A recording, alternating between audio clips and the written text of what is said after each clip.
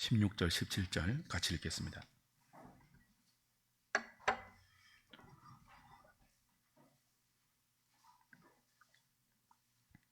디모데후서 3장 16절, 17절 시작. 모든 성경은 하나님의 감동으로 된 것으로 교훈과 책망과 바르게 함과 의로 교육하기에 유익하니 이는 하나님의 사람으로 온전하게 하며 모든 선한 일을 행할 능력을 갖추게 하려 함이라. 아멘. 웨스트민스터 신앙고백서 제1장 4항부터 7항까지 할 차례입니다. 서론을 먼저 보겠습니다. 교환의 서론입니다. 신앙고백서는 33장으로 이루어져 있죠. 그 중에 우리는 지금 1장을 다루고 있고 1장은 성경에 관한 내용입니다. 총 10항으로 구성되어 있는데 오늘은 4항부터 7항까지 그 구체적인 내용을 좀 살필 차례입니다. 우선 한 주 쉬고 또 그랬으니까 흐름이 좀 잊혀졌을 가능성이 있죠. 1장의 10가지 항목이 어떤 내용인지를 전체적으로 한번 요약해서 확인할 필요가 있습니다.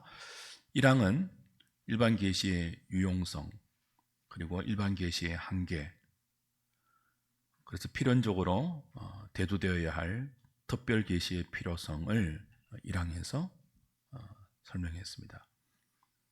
기록된 하나님의 말씀인 성경이 특별 계시이고, 이 특별 계시로 성경으로 하나님의 특별 계시가 완성되고 난 이후에는 다른 어떤 특별 계시도 교회에 허락된 적이 없다. 그렇게 1장의 1항은 우리에게 밝히고 있죠.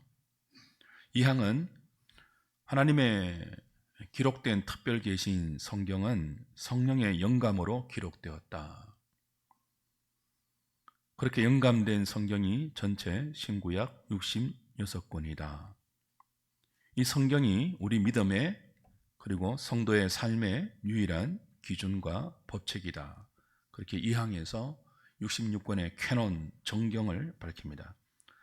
3항은 외경을 다루고 있습니다. 성령의 영감으로 기록되지 않는 외경이 천주교나 또 동방 또 서방 정교회 등에서 영향을 미치고 있는데, 개신교는 외경은 66권 성경으로 보지 않습니다. 인정하지 않습니다. 그래서 외경은 교회 가운데 어떤 권위도 없으며 사람의 다른 작품, 다른 글들 이상으로 인정하거나 또 사용하지 않는다 하는 것을 3항이 밝히고 있고요.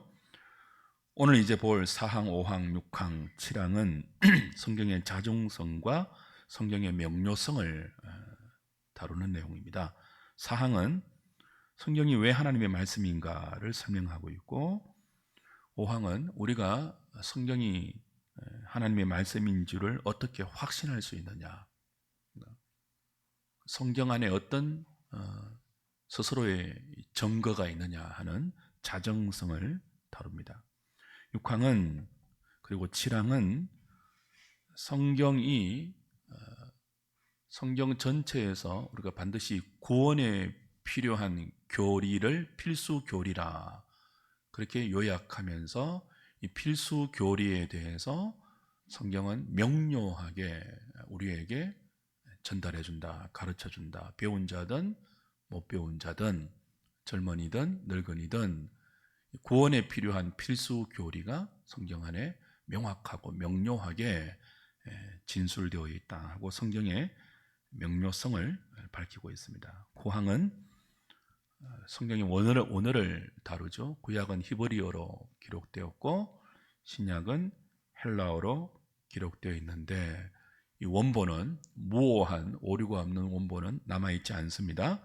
지금은 수많은 사본만 우리 가운데 있죠. 그러나 이 사본도 하나님의 특별한 섭리와 보호로 보존되었기 때문에 간혹 잘못된 번역 또 그 기록의 실수 등이 있어도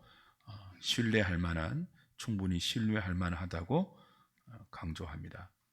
그래서 이 사본이 구원을 얻기에 명료하고 또 명확한 지식을 여전히 갖고 있기 때문에 각국의 일상적인 언어로, 전 세계 각국의 일상적인 언어로 번역해서 각국의 성경이 필요하다는 것을 파랑에서 말합니다. 구항과 시팡은 성경 해석의 절대적인 방법을 성경은 또 다른 성경으로 해석해야 한다. 어려운 성경은 더 쉬운 성경의 다른 구절로 해석해야 한다라고, 이 성경이 모든 종교적인 논쟁과 신앙 행위의 최종의 권위를 갖는다라고 밝히고 있습니다.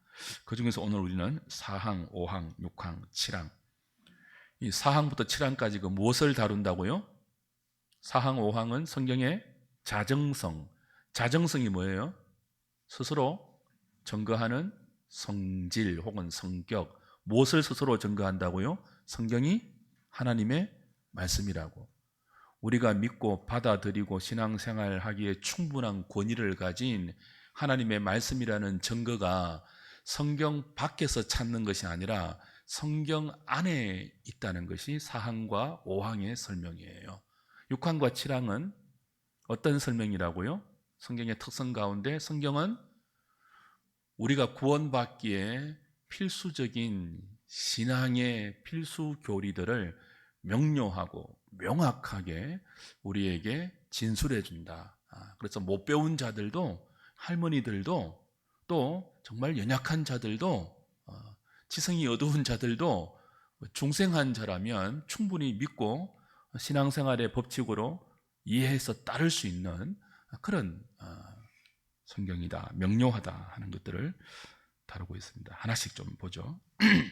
교환 4항, 5항, 6항, 7항을 우리 같이 한번 좀 읽어보겠습니다. 4항 시작. 성경을 믿고 순종해야만 하는 권위는 어떤 사람이나 교회의 증거가 아니라 저자이고 진리 자체이신 하나님께 전적으로 의존한다.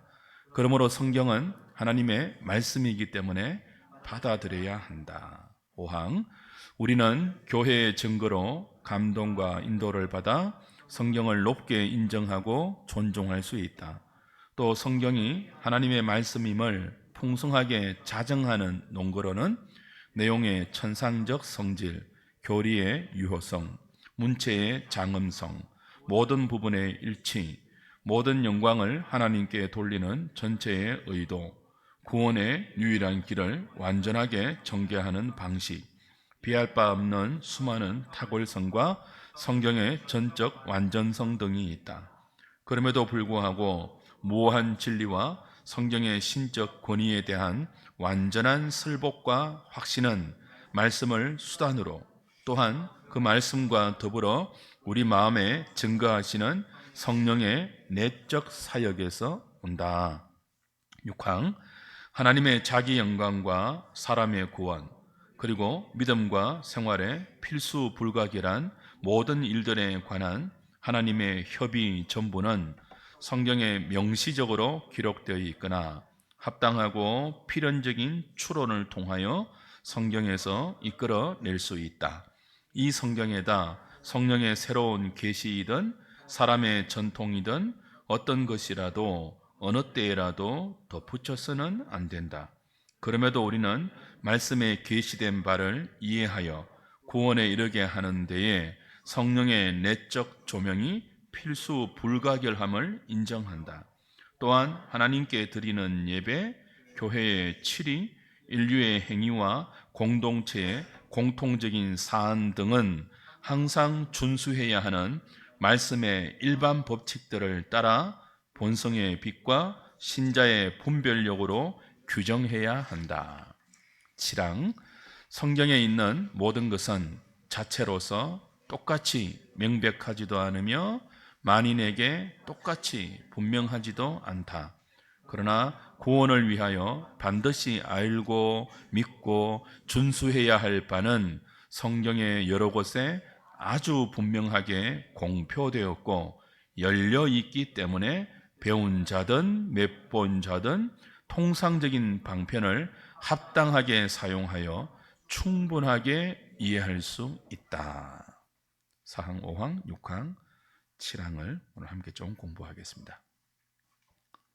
자, 4항, 5항은 성경의 자정성을 다룬다고 했죠? 성경의 권위, 성경이 하나님 말씀이라는 증거를 우리가 어디에서부터 찾을 수 있느냐? 성경 밖에 사람의 판단, 사람의 이성 혹은 과학적인 어떤 기준이 아니라 성경 안에 있다는 거예요. 그래서 성경을 믿고 순종해야만 하는 권위는 어떤 사람의 인정이나 교회의 증거가 아니라 저자이고 진리 자체이신 하나님께 전적으로 의존한다. 성경 자체가 하나님 말씀이라고 성경 안에서 스스로 진술하고 있기 때문에 우리는 성경을 사람이 공인하거나 교회가 이걸 받아들이기 이전에 성경 자체의 증거에 의해서 이 모든 말씀을 하나님의 말씀으로 받아들여야 한다는 거죠. 자, 여러분은 이 성경이 하나님의 순전한 말씀임을 인정하십니까? 네. 다른 어떤 과학적인 증거나 사람들의 인정이나 공인이 없어도 우리는 성경을 읽으면서 성령이 우리의 마음에 조명하셔서 정말 하나님 말씀이구나 하는 그런 믿음이 있습니까? 그 믿음이 있어야지 이 성경 말씀을 붙들고 살아갈 수가 있겠죠. 그 성경 안에 이 성경이 정말 믿고 따라야 할 하나님 말씀이라는 수많은 자정, 내적 증거들이 있다는 거예요. 그것이 무엇인지 하나씩 봅시다. 자, 2번, 해설의 2번. 만약 성경의 권위가, 성경이 하나님 말씀이라는 증거가 성경 밖에 있다면 사람의 생각, 사람의 이성이 혹은 교회의 판단이 성경의 권위를 좌우하겠죠. 내가 성경을 읽어보니 정말 하나님 말씀이 맞다라고 내가 인정한다면, 내가 판단한다면 우리의 이성이, 우리의 생각이 성경을 판단하는 기준이 될 것 아닙니까? 그렇지 않다는 거죠. 또한 교회가 그렇게 가르쳐 주니까 우리는 그렇게 믿는다라고 말하면 교회가 성경을 판단하는 기준이 되어서 성경의 권위보다 우리의 생각, 우리의 이성 혹은 교회의 판단이 우위에 있게 됩니다. 그러나 성경의 권위는 성경 밖의 증거보다 성경의 저자이신 하나님께 전적으로 의존하죠. 성경 안에는 하나님께서 스스로 성경을 기록했다는 분명한 증거들이 많이 있습니다. 대표적으로 우리가 오늘 함께 읽었던 디모데후서 3장 16절, 17절과 베드로후서 1장 20절, 21절, 또 구약의 수많은 선지자들이 또 수많은 구약의 성경 저자들이 지금 내가 기록하고 있는, 내가 너희들에게 전하고 있는 이 말씀이 하나님으로부터 부여받은 말씀이라고, 신적 말씀이라고 선포하고 밝힌 구절들이 너무나 많이 있어요.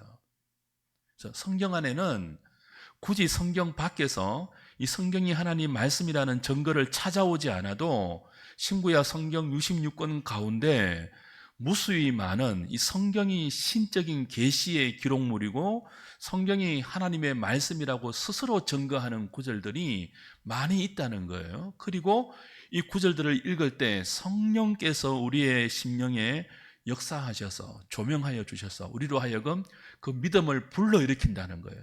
정말 이게 하나님 말씀이구나. 그 창세기 1장 1절부터 계시록 22장 마지막 절까지 여러분, 성령의 조명하심이 없는 사람들, 성령의 깨닫게 하심이 없는 사람들은요, 창세기 1장 1절부터 부딪혀요. 태초에 하나님이 뭐 했다고요? 천지를 창조하셨느니라. 여기서부터 부딪힌다고요. 근데 성령께서 조명하여 주시면 그게 믿어지죠. 믿어지죠.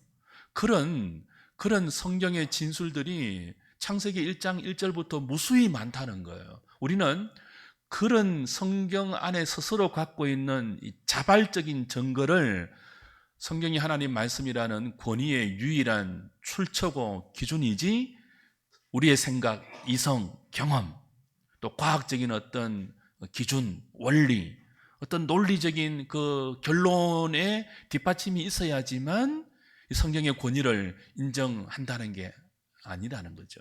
그래서 우리는 뭐라고 부른다고요? 성경의 자정성, 그렇게 부릅니다. 성경은 스스로 증거를 갖고 있다. 그리고 그 자정성의 기준은 성령의 내적 조명이다. 신앙 고백서는 설명하고 있습니다. 가르쳐 줍니다. 왜 우리가 이 성경의 자정성을 잘 지키고 또 우리 자녀들에게 가르쳐야 하느냐 하면, 이 성경의 자정성이 늘 사탄의 공격을 받고 있거든요. 사탄은 에덴 동산에서부터 하나님 말씀을 믿지 못하도록 하와와 아담을 미혹하지 않았습니까? 여기서 잠시 하나 1분 퀴즈 낼게요. 사탄 지금 나왔잖아요. 거짓의 아비 사탄. 자, 사탄, 마귀, 귀신 어떻게 다를까요? 지금 우리 공부와는 상관없지만 잠시 1분 퀴즈. 사탄, 마귀, 귀신. 오늘 오전 예배 때 더러운 귀신 나왔잖아요. 어떻게 다를까요? 사탄하고 마귀는 언제나 성경에서 단수로 서입니다. 같은 존재예요. 그러니까 사탄, 마귀는 하나는 히브리어, 하나는 헬라의 차이지 똑같아요. 원래 천사장이었다가 교만하여서 타락한. 그런데 마귀는 복수로 쓰일 때도 있고 단수로 쓰일 때도 있습니다. 그 마귀는 그럼 뭐예요? 이 사탄의 졸개들. 그 귀신이. 사탄과 마귀는 뭐예요? 같은 말이에요. 하나는 히브리어, 하나는 헬라어 이렇게 번역된 말이고, 귀신은 사탄의 졸개 혹은 마귀의 졸개예요. 그 사탄은 거짓의 아비고, 이 사탄이 자신의 졸개인 귀신들을 사용해서 공중 권세를 이렇게 막 가치관으로 혼란시켜서 늘 성경이 하나님 말씀이 아니라는 것을 사람들이 믿게끔 거짓 가치관을 조성하고 있죠. 인본주의 가치관, 하나님의 나라를 부정하게 만드는, 그리고 그 기초에는 하나님 말씀인 성경을 부정하게 만드는 공격을 늘 하고 있기 때문에 교회는 이 성경의 자정성을 고수해야 합니다. 지켜야 합니다.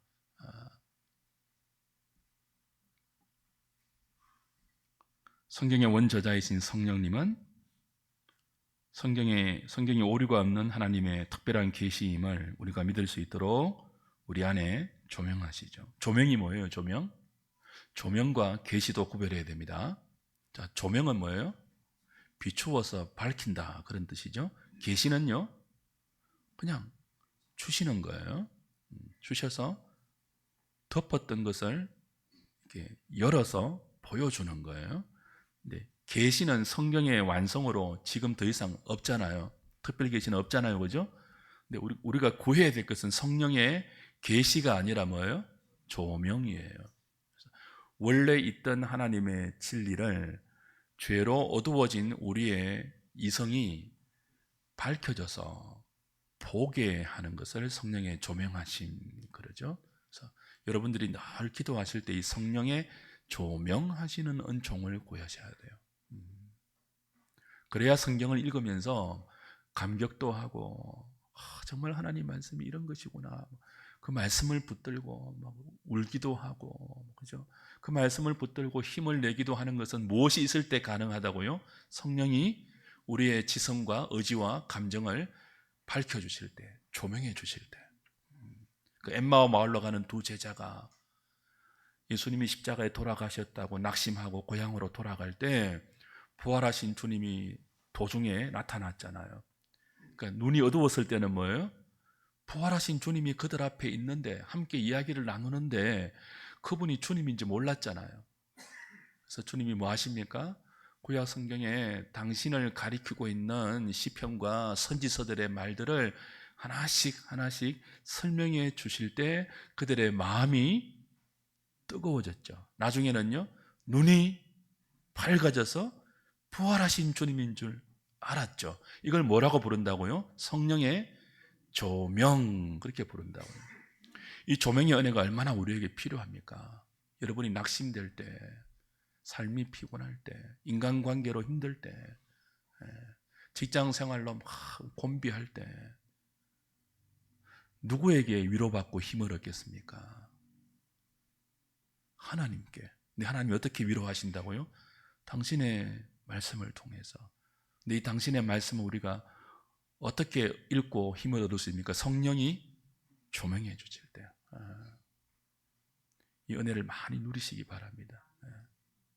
그래서 성경 읽을 때 기도하셔야 돼요. 내 눈을 밝혀서 주의 법의 기함을 보게 하소서. 보게 하소서.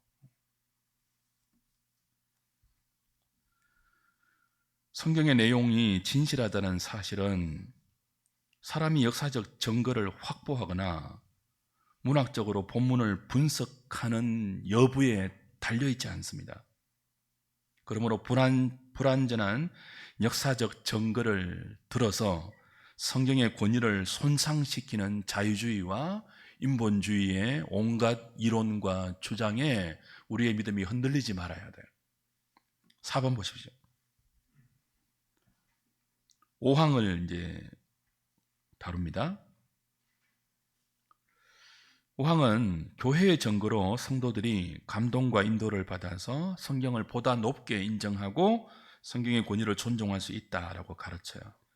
그래서 4항에서는 뭐예요? 사람의 이성이나 교회의 증거가 없어도 성령의 내적 조명으로 성경 안에 스스로 성경이 하나님 말씀이라는 증거가 차고 넘친다고 했잖아요. 그 5항은요, 그럼에도 불구하고 교회는 이 성경의 자정성을 부지런히 교회에게, 그 교인들에게, 성도들에게 가르쳐야 한다는 거예요.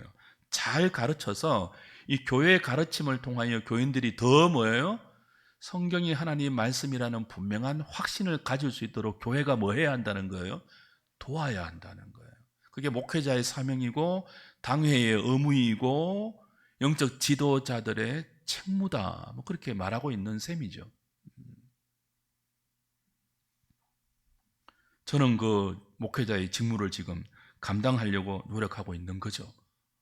재미없는 시간이랄지 몰라도 이 잠 오는 오후 시간에도 이 성경의 진리를 자꾸 여러분에게 가르쳐야 돼요. 그래서 제가 하나님 앞에 갔을 때 야, 너 왜 이거 안 했어? 라고 하면 저 했는데요 라고 변명할 수 있잖아요. 모르는 거는 이제 여러분의 책임이에요. 저는 전달했으니까. 그래서 5항은 성경의 자정성이 있음에도 불구하고 교회는 이 자정성을, 성경의 진리를 잘 가르쳐야 한다라고 강조합니다. 교회는 감추어져 있는 성경의 여러 특성들, 그 중에서도 이 자정성을 교인들에게 잘 가르쳐 성도들이 자신의 이성과 교회의 판단보다 성경 자체의 권위를 더 존중하고 높일 수 있도록 도와야 합니다. 교회가 가르쳐야 할 성경의 권위를 입증하는 특성들이 다음과 같습니다. 읽어볼게요. 처음 뭐예요? 내용의 천상적 성질. 성경 안에는 이 하늘에 속한 진리들이 가득 들어있다는 거예요. 하늘에 속한 진리는 땅에 있는 인간들이 만들어낼 수 없거든요. 그래서 우리가 성경 속에 있는 이 천상적인 성격, 하늘에 속한 진리를 만날 때마다 아, 성경이 하나님 말씀 맞구나 라고 깨달을 수 있도록 교회가 가르쳐야 한다는 거예요. 그러니 교회가 저지를 수 있는 가장 큰 범죄는 성경에 가득 들어있는 이 천상의 진리를 외면하고 땅에 있는 인생들이 좋아하는, 사람들이 좋아하는 땅에 속한 거짓 사슬들을 늘어놓으면 안 돼요. 지상에 주님의 몸된 교회가 이 천상의 진리를 외면하고 땅에 속한 사람들의 유행과 사조와 철학들과 사람들이 좋아하는 말거리들과 뭐 그런 것들을 자꾸 가르쳐서 뭐 여기서 뭐 무슨 특강하고 여기서 무슨 자녀 교육 무슨 하고 여기서 뭐 노인 대학 하고 여기서 뭐 이런 식으로 해가지고 사람들을 끌어모으기 이전에 교회는 이 성경 안에 있는 천상의 진리들을 자꾸 가르쳐야 돼요. 그래서 땅을 살지만 하늘을 살아낼 수 있는 그런 교인들로 양육해야 한다는 거예요. 여러분은 교회에 오셔서 이 천상의 진리들을 소개받고 있습니까? 소개받지 못하면 소개해주는 교회로 옮겨야 돼요. 우리 하누리 교회가 몇 년을 다녔는데 하늘에 속한 구원의 진리와 하나님의 구원 경륜과 하나님의 부르심과 거기에 합당한 성도의 삶을 교회가 가르쳐주지 않고 있다면 그건 교회가 직무를 다하지 않고 있는 거죠. 그런 천상의 진리를 소개받을 수 있는 공동체를 우리는 사모해야 되는 것입니다. 두 번째가 뭐예요? 교리의 유효성입니다. 성경에 있는 이 하나님의 말씀은 공허한 진리가 아니라 우리 구원을 확실하게 열매 맺게 하는 효력이 있는 교리가 유효한 진리가 우리 가운데 생명으로 작동되는 그런 특징이 있다는 거예요. 그래서 하나님 말씀이라는 거예요. 세 번째는요, 문체가 장엄하다. 시편을 보십시오. 잠언을 보세요. 욥기 같은 이 지혜 문학을 보세요. 그 어떤 소설과 어떤 극작가의 이 희곡과 작품보다 비교할 수 없는 장엄한 문체가 있죠. 하나님 만드신 우주와 그 우주 안에 일어나고 있는 하나님의 섭리를 이 성경의 저자들이 영감을 받아서 표현하고 있는 그 시적인 문체와 그 서신에 담겨있는 논리적인 구조와 그 모든 것들을 보세요. 물론 이것이 우리의 일상 언어로 기록되어 있기 때문에 우리가 알아들을 수 있고 때로는 비유와 풍자와 모순처럼 보이는 많은 우리 수준에 맞는 그런 내용이지만 굉장히 장엄하죠. 인간의 죄를 날카롭게 책망하고 그 죄로 난도질된 우리의 마음을 찔러 쪼개는 진리의 치료 효과가 있는 문체의 장엄함이 성경 안에 얼마나 많이 있습니까? 여러분들이 우리 젊은이나 우리 자녀들이 인문학적인 소양을 좀 많이 쌓고 싶으면요, 성경을 부지런히 읽으세요. 저희 때는 국민학교라고 했잖아요. 제가 국민학교, 초등학교 4학년, 5학년, 6학년 다닐 때 고전 읽기라는 과목이 있었어요. 그래서 많은 어린아이인데 고전을 읽었다고요. 그게 지금도 저한테 얼마나 큰 지적인 자산이 되는지 몰라요. 그때 읽었던 고전들이. 고전과 비교할 수 없는 영혼의 보약이 뭐라고요?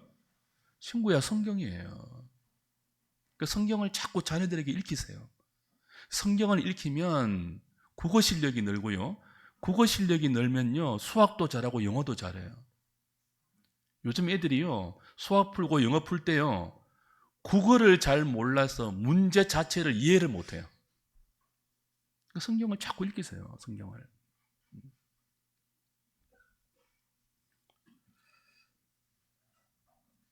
4번은요, 성경에 어떤 자정성의 증거들이 있는가 하면 모든 부분이 일치한다는 거예요. 1600년 이상 수많은 40여 명의 저자들이 다른 시대, 다른 문화적인 배경에서 기록했음에도 불구하고 성경의 모든 부분은 구원의 진리에 대해서 서로 일치하며 하나님의 구원 경륜에 대해서 상호 모순이 없습니다. 그래서 이것이 성경이 하나님의 말씀이라는 분명한 내적인 증거라는 거죠. 자정성이라는 거죠. 그 전체의 의도를 보아서도요, 신구약 성경 전체가 모든 영광을 하나님께 돌리는 분명한 의도를 가지고 기록되었다는 거예요. 그래서 하나님 말씀이다 하는 거죠. 여섯 번째는요, 구원의 유일한 길을 구약에는 예수 그리스도를 예표하는 그림자와 모형으로 전개하고 있고, 신약에는요, 그 구약이 증거했던 모형과 그림자가 예수 그리스도라는 인격적인 실체로 우리 안에 오셔서 어떻게 하나님의 구원을 이루시는가를 완전하게 전개하고 있습니다. 구약은 모형, 신약은 실체. 그런 완전한 전개 방식을 볼 때 성경은 인간이 그냥 지은 문학 작품 정도가 아니라 하나님께서 스스로 죄인들을 구원하기 위해서 당신의 아이디어, 당신의 계획, 당신의 실행을 이렇게 스스로 우리에게 기록해서 남겨주신 하나님의 말씀이다 하는 것들을 알 수 있다는 거예요. 7번째는 뭐죠? 비할 바 없는 수많은 탁월성과 성경의 전적 완전성, 이런 것들이 성경 안에 많이 있기 때문에 있는데 감추어져 있거든요. 성도들이 그냥 읽어서는 잘 모르게끔 감추어져 있기 때문에 교회가 가르쳐야 한다는 거예요. 이런 성경의 특성들을 가르쳐서 여러분들이 뭐 할 수 있도록요, 성경이 하나님 말씀인 줄을 확신할 수 있도록 가르쳐야 한다는 거죠. 6번 보십시오. 그럼에도 불구하고 교회가 잘 가르쳐야 하지만 이제 내적 조명과 성령의 스스로의 사역이 없으면 아무리 교회가 잘 가르쳐도 안 된다는 것을 6번이 말합니다. 6번 같이 읽어보겠습니다. 시작. 교회가 가르치는 이 모든 내용들은 성경이 하나님의 말씀임을 풍성하게 증언합니다. 그러나 그럼에도 불구하고 모호한 진리와 성경의 신적 권위에 대한 완전한 설법과 확신은 말씀을 수단으로, 또한 그 말씀과 더불어 우리 마음에 역사하시는 성령의 내적 사역에서 옵니다. 우리는 교회나 말씀 사역자의 지도를 받아서 성경이 하나님의 말씀이라고 확신할 수 있지만 그 확신은 부실한 확신일 뿐입니다. 신자들은 이 부족한 확신에 머물러 있지 않고 성령의 내적 증거를 통해 온전한 확신에 이르도록 기도하면서 성경을 열심히 읽어야 합니다. 교회가 부지런히 이런 성경의 진리들을 가르쳐야 하지만 그 교회의 가르침과 또 교회의 사역자들, 영적 지도자들의 가르침으로 오는 이 확신은요, 부실한 확실해요. 어떤 확신이라고요? 부실해요. 그래서 이 부실한 확신을 더 분명한 확신으로 바꾸기 위해서는 여러분이 스스로 성경을 읽어야 돼요. 로마 천주교는 이 성도가 스스로 성경을 읽으면서 성령의 감동과 조명을 받아서 진리의 확신에 이르는 길을 원천적으로 차단했죠. 중세시대에. 그 성경을 읽을 수 있는 권리를 성도들에게 안 주었다고요. 사제들이 그냥 다 독점하고 있었죠. 근데 개신교는 안 그렇죠. 부지런히 성도들이 성경을 읽을 수 있도록 개신교는 부지런히 성경을 번역하잖아요. 자국의 언어로 번역해서 누구나 읽을 수 있도록 성경을 이렇게 늘 준비하죠. 여러분은 뭐 하셔야 된다고요? 성경을 열심히 읽으셔서 여러분이 성령의 조명하심을 따라서 성경을 읽다가 확신을 가질 수 있도록 애써야 됩니다. 그래서 우리 세례 줄 때, 학습 줄 때, 문답할 때 꼭 묻는 게 있습니다. 앞으로 성경을 읽겠습니까? 예라고 답해야 뭐예요? 문답을 통과할 수 있어요. 적어도 학습 교인이 되고 세례 교인이 된다면 1년에요, 성경은 반드시 1독 이상은 해야 됩니다. 그래서 성경을 읽으면서 여러분이 하나님께서 이끄시는 이 진리의 나라 안으로 입문하는 하나님의 선하심을 경험하셔야 되는 거죠. 7번 보십시오. 우리는 성경을 하나님 말씀이라고 믿지 않습니까? 그죠? 성경에 있는 자정성에 의해서 또 성경을 하나님 말씀이라고 믿고 있지만 로마 천주교는 뭐라고 주장한다고요? 우리 많이 다루었죠? 성경도 하나님의 말씀이다. 이거 비교하셔야 됩니다. 우리는요, 성경은 하나님의 말씀이다. 로마 천주교는요, 성경도 하나님의 말씀이다. 그럼 로마 천주교에는 성경 외에 하나님 말씀이 또 있다는 거죠. 뭘까요, 그게? 우리 지난 시간에 말씀드렸죠? 그게 뭐예요? 전통, 전성이에요. 로마 천주교가 말하는 전성이 뭐예요? 거룩한 전성, 성전이라고 하는데요. 뭐예요? 자, 성경은, 특별히 신약 성경은, 구약 성경은 선지자들이, 신약 성경은 사도들이 영감을 받아서 기록한 하나님의 특별 계시잖아요. 그죠? 근데 로마 천주교는 뭐라고 주장해요? 사도들이 성령의 영감을 받아 기록한 계시 외에, 이 성경 외에 성경에 기록되지 않는 특별한 계시가 사도들에게 주어졌다는 거예요. 그것은 교회 가운데 어떻게 전달되었죠? 고전으로. 이건 기록된, 문자로 기록된 특별 계시라면 또 다른 특별 계시가 사도들에게 성령의 직접적인 계시로 주어졌고, 그 직접적인 계시가 구전으로 교회 가운데 전성되었다는 거예요. 특별히 그 구전을 전성받은 통로가 누구예요? 사제들이에요. 교황과 주교와 사제들이에요. 그걸 뭐라고 부른다고요? 전성, 그렇게 불러요. 그러니까 천주교는 성경만이 하나님의 말씀이 아니고 전성도 뭐예요? 하나님의 말씀이에요.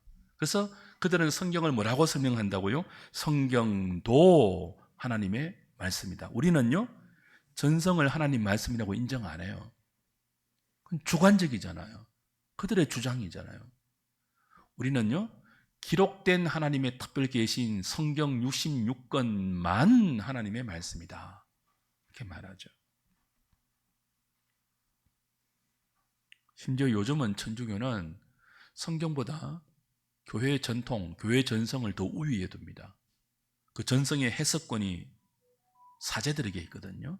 그리고 이 전성의 해석권이 시대를 따라서 발전한다고 주장해요.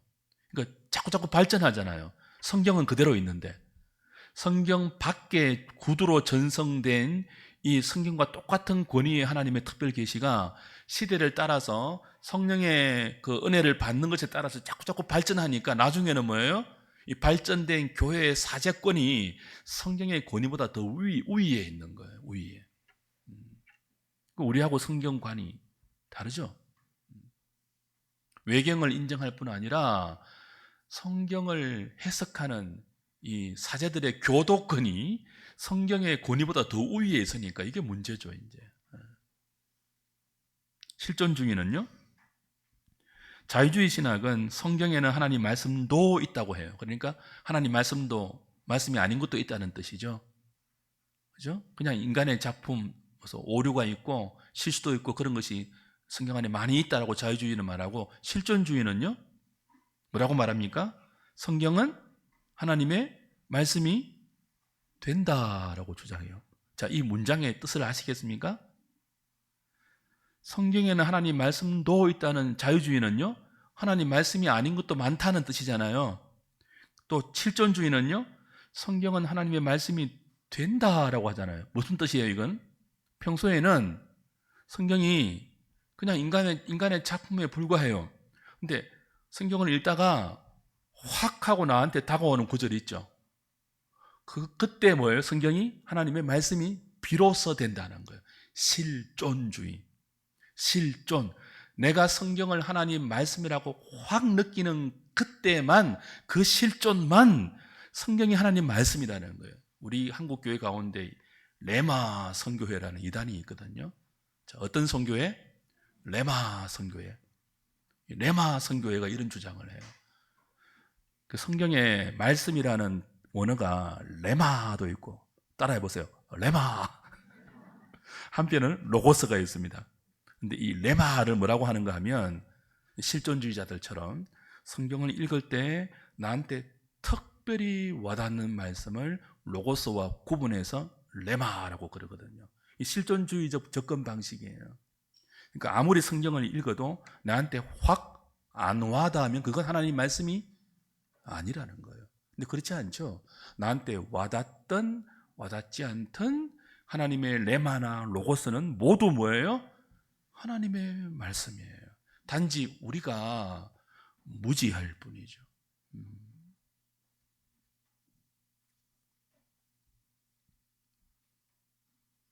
우리는 종교개혁의 정신을 따라서 모든 성경이 하나님의 감동으로 된 하나님의 말씀이라고 믿는 이 신앙을 고수해야 합니다.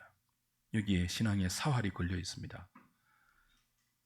웨스트민스터 신앙 고백서 1장이 가르치는 대로 성경의 자정성을 믿고 이 교리를 수호하고 잘 이어가는 저와 여러분 될 수 있기를 바랍니다. 자, 8번은 6항과 7항의 서론입니다. 6항과 7항이 어떤 설명입니까? 성경의 필수 교리와 명료성에 관한 설명이에요. 6장은 필수 교리를 주로 다루고 있고 7장은 명료성을 다루고 있습니다. 모든 성경이 다 하나님의 특별 계시를 기록하고 있잖아요. 그러나 우리가 구원을 받을 때 신구약 성경 66권 내용 전부를 알아야 구원받는 게 아니에요. 내가 죄인이며 죄인된 나를 위해서 하나님의 독생자가 십자가에 달려 나의 죄를 대속했고 부활하여 새로운 생명을 얻어, 그죠? 나를 구원했다. 육신으로 오셔서 율법의 의를 완전하게 이루셔서 그 의를 믿는 우리에게 임푸테이션, 전가시켜 주셨다. 그분이 부활 성천하셔서 성령을 우리에게 주셨고 올라가신 그대로 다시 재림하셔서 구원을 완성하시고 모든 악을 심판하실 것이다. 이런 기본적인 교리, 필수 교리만 믿어도 우리는 신구약 성경 66권 전체의 내용을 몰라도 이 필수적인 구원의 교리만 믿어도 얼마든지 뭐예요? 구원을 얻을 수 있죠. 6항이 그걸 다룬다는 거예요. 성경의 필수 교리가 뭐냐? 그걸 다룬다는 거예요. 하나님을 영화롭게 하는 것, 신자의 구원과 구원받은 자의 믿음의 삶에 관한 모든 내용들이 두 가지 방식으로, 필수 교리가 두 가지 방식으로 기록되어 있는데, 하나는 명시적인 기록의 방식이에요. 분명히 알도록 문자로 기록되어 있는 방식이고, 또 다른 하나는요, 합당하고 필연적인 추론으로 알 수 있도록 기록되어 있다는 거예요. 하나는 누가 읽어도 구원의 필수 지식, 성도가 살아야 할 삶의 필수적인 지식, 법칙, 그 법칙, 그래서 알 수 있도록 명시적으로 기록되어 있고, 다른 하나는요, 추론을 통해서 합당한 이성의 그 활동을 통해서 결론을 내린 필연적이고 합당하고 선한 추론을 통해서 알 수 있도록 기록했다는 거예요. 좀 알아듣는다는 표정을 지어주세요. 선한 기결이 뭐냐 하면 9번, 성경 전체의 교훈에 일치하는 결론. 명시적으로 기록되어 있지 않지만 우리가 추론하면 성경 전체의 교훈에 일치하는 결론을 얼마든지 얻을 수 있는 방식으로 성경이 기록되어 있다는 거예요. 무엇을요? 구원 얻기에 필수적인 교리와 구원받은 성도가 살아가는 삶의 법칙들이 때로는 명시적으로, 때로는 뭐예요? 성경 전체의 교훈에 일치하는 결론을 도출하는데 충분하도록 기록되어 있다는 거예요. 필연적인 기결은요, 거듭난 이성을 활용하여 성경의 의미를 논리적으로 추론하여서 내린 합리적인 결론. 그러니까 거듭난 성도의 중생한 이론을, 그죠? 통해서 성경을 읽으면 명시적으로 알지 못하는 것도 얼마든지 뭐 했어요? 논리적으로 추론해서, 그것도 막 고도의 문학적인 어떤 논리가 아닌 그냥 합당한 평균적인 이성으로 얼마든지 추론할 수 있는, 모든 성경의 결론과 어긋나지 않는 합당한 결론을 선한 귀결이라 말하고, 필연적인 귀결은요, 그게 비합리적이지 않는 정당한 결론, 이 두 가지 추론을 통해서 하나님은 필수 교리를 성경에 기록해 놓았다라는 것이 9번의 설명입니다. 얘들을 이제 나머지 부분에 적어 놓았는데요, 읽으시면 될 것 같고요. 10번이네. 넘버가 잘못 매겨졌습니다. 10번, 11번, 12번까지 나가겠네요. 자, 7항은 또 이런 내용도 담고 있죠. 성경에 명시적으로 기록된 것과 합당하고 필연적인 추론에서 나온 교훈 외에는 어떤 성령의 새로운 계시이든 사람의 전통이든 어느 때에도 덧붙여서는 안 된다. 그렇게 분명하게 선언하고 있습니다.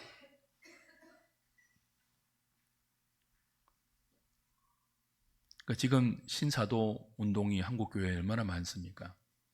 유튜브에 여러분 뭐 박혁, 또 누구 전도자, 어떤 선교사 막 예언하고 막 넘어뜨리고 사람들 방언하게 만들고 뭐 이런 것들 전부 가짜예요. 전부 가짜 영이 활동하는 정말 더러운 영적 활동이에요. 저는 그런 것들 보면 막 독약을 섭취하고 마시는 것 같아요. 너무너무 머리가 아파요. 근데 그걸 몇십만 명이 봐요, 유튜브로. 그 집회에 수많은 사람들이 몰려들어요. 막 넘어뜨리고 막 방언하게 만들고 막 예언하게 만들고 막 이러는데, 성경 66권에 기록된 이 하나님의 특별 계시, 명료하고 자정성을 갖고 있는 이 하나님의 말씀 외에 어떤 특별한 계시도 있다고요, 없다고요? 없다고요. 근데 성경 외에 지금도 자기가 하나님의 특별한 계시를 예언으로 받았다고 주장하는 사람들에게 왜 그렇게 수많은 사람들이 미혹되고 따라갈까요? 타락한 종교성 때문이죠. 그게 탐욕이에요, 탐욕. 인간의 더러운 탐욕이 이렇게 말도 되지 않는 이단 사슬에 미혹되게 만든다고요. 그래서 우상을 숭배하는 거죠, 하나님의 이름으로. 그 신앙 고백서는 그런 것에 교인들이 미혹되지 않도록 이렇게 기본적인 그리고 절대적인 이 진리들을 교리에 담아서 교회 가운데 가르치고 있는 거죠.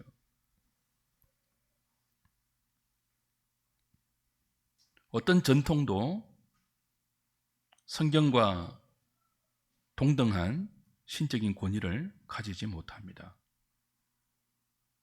그러나 6항의 후반부는 하나님께 드리는 예배, 교회의 치리, 인류의 행위, 공동체의 공통적인 결정 사안 등은 항상 준수해야 하는 말씀의 일반 법칙들을 따라 본성의 빛 그리고 신자의 분별력으로 규정해야 한다고 가르치고 있습니다.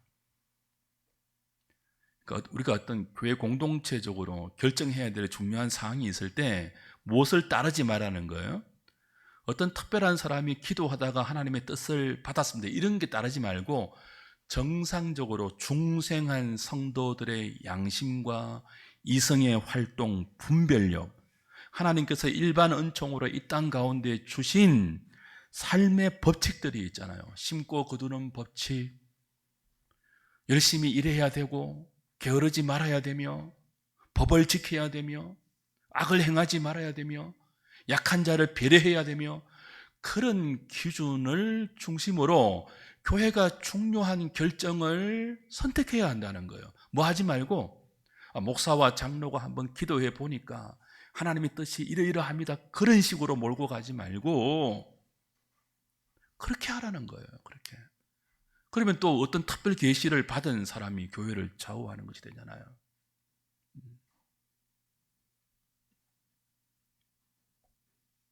예를 들면 본성의 빛과 신자의 분별력으로 공동체의 공통적인 사항을 준수해라.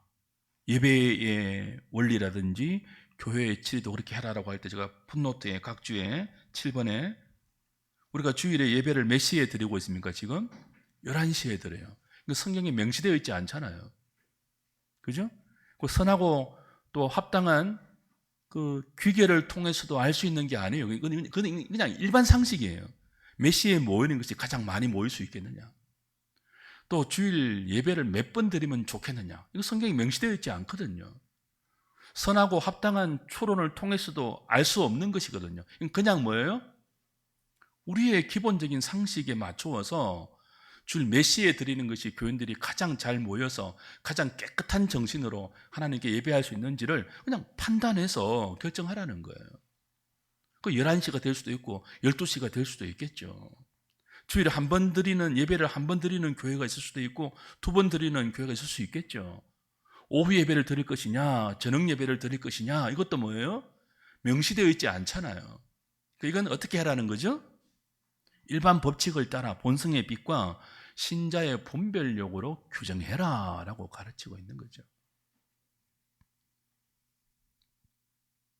10번 보십시오. 같이 읽어볼까요?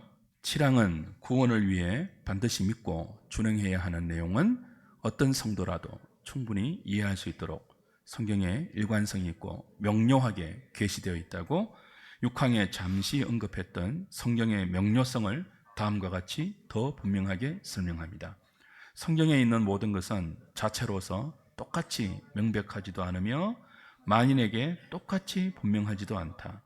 그러나 구원을 위하여 반드시 알고 믿고 준수해야 할 바는 성경의 여러 곳에 아주 분명하게 공표되었고 열려 있기 때문에 배운 자든 못 배운 자든 통상적인 방편을 합당하게 사용하여 충분하게 이해할 수 있다. 성경의 명료성입니다. 신구약 성경 66권 전체의 내용은요, 모든 성도에게 모두 분명하게 다가오지 않아요. 모두 명백하게 이해되지도 않아요. 그러나 구원의 필수 교리, 성도의 삶에 관한 필수적인 진리는요, 우리가 반드시 알고 반드시 믿고 반드시 지켜야 할 많은 진리들은, 내용들은 여러 곳에 아주 분명하게 공표되어 있고, 또 뭐라고요? 닫혀 있지 않고 열려 있대요. 그죠? 그 배운 자만 알 수 있는 그런 내용이 아니고 누구나 읽으면 명백하게 알 수 있도록 열려 있대요. 그래서 배운 자든 못 배운 자든 통상적인 방편을 합당하게 사용하기만 하면 충분히 이해할 수 있도록 기록되어 있다.